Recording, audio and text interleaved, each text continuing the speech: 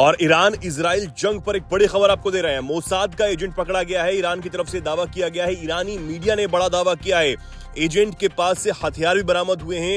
ये बड़ा दावा ईरानी मीडिया ने अब किया। आपको बता दें, ईरान और इजराइल की जो जंग है वो भीषण होती हुई नजर आ रही है और इस बीच ये बड़ा दावा ईरानी मीडिया की तरफ से किया गया। हालांकि तस्वीरें भी सामने आए, लेकिन तस्वीरों की पुष्टि अभी नहीं हो पाई है कि आखिर ये दावा जो है उसमें कितनी सच्चाई है।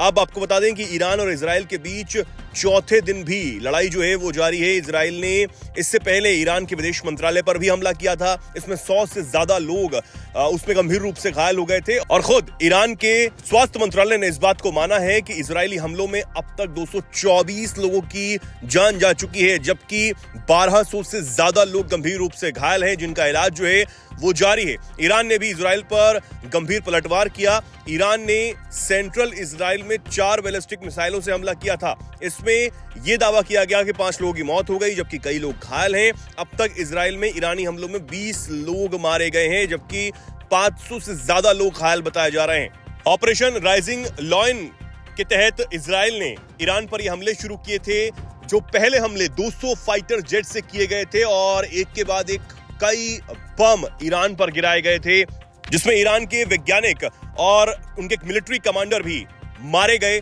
जिसके बाद अब ईरान लगातार पलटवार की धमकी दे रहा था और अब वो भी पलटवार करता हुआ नजर आ रहा है। वहीं ऑपरेशन राइजिंग लॉयन के तहत जिस तरीके से इजराइल ने ईरान पर पहले 200 फाइटर जेट से हमला किया, एक के बाद एक कई बम बरसाए, उसके बाद ईरान भी लगातार पलटवार करता हुआ नजर आ रहा है। वहीं अब चिंता इसमें भारत को भी होने लगी है, क्योंकि भारत के कई जो छात्र हैं वो इस वक्त ईरान में फंसे हुए हैं और उनको अब बचाने की जो कोशिश है उसे तेज कर दिया गया है। आपको बता दें, भारत ने इजराइल के हमलों के बीच ईरान में अपने छात्रों को सुरक्षित निकालने की कोशिश अब शुरू कर दी है और ईरान में फिलहाल 10,000 भारतीय बताए जा रहे हैं, जिनमें एक बड़ी संख्या छात्रों की है और उन्हें निकालने का काम अब भारतीय सरकार ने तेज कर दिया है। विदेश मंत्रालय ने कहा है कि हमारे राजनयिक ईरान में छात्रों को सुरक्षित स्थानों पर ले जाने में उनकी सहायता कर रहे हैं। साथ ही उन्होंने कहा कि तेहरान में भारतीय दूतावास लगातार सुरक्षा स्थिति की निगरानी कर रहा है और छात्रों के